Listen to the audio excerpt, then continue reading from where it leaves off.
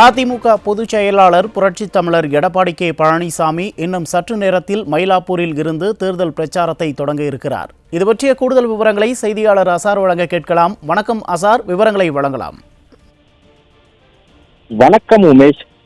மக்கள் நலன் சார்ந்த திட்டங்கள், குறிப்பாக சமூக பாதுகாப்பு, பெண்கள் மற்றும் ஏழைகளின் மேம்பாட்டிற்கான கொள்கைகளை முன்னிறுத்தி செயல்பட்டு வரும் அதிமுக தற்போது தேர்தல் பரப்புரையை தொடங்கியுள்ளது.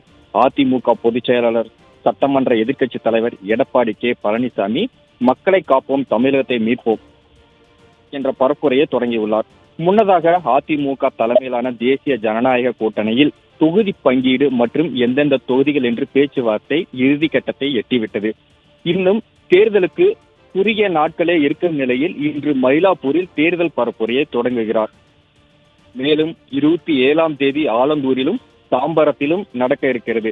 28ஆம் தேதி KK நகர், திருவொற்றியூரிலும் நடக்க இருக்கிறது. 29ஆம் தேதி நாகர்கோவிலும் ராதாபுரம், 30ஆம் தேதி கடையநல்லூர், கோவில்பட்டி, 31ஆம் தேதி சிவகாசி, பரமக்குடி, அடுத்த மாதம் 1ஆம் தேதி சிவகங்கை, புதுக்கோட்டையிலும் மக்களை காப்போம், தமிழகத்தை மீட்போம் தேர்தல் பிரச்சாரத்தை அதிமுக பொதுச் செயலாளரும் சட்டமன்ற எதிர்க்கட்சி தலைவருமான எடப்பாடி கே பழனிசாமி நடத்த உள்ளார் என்பது குறிப்பிடத்தக்கது. உமேஷ்,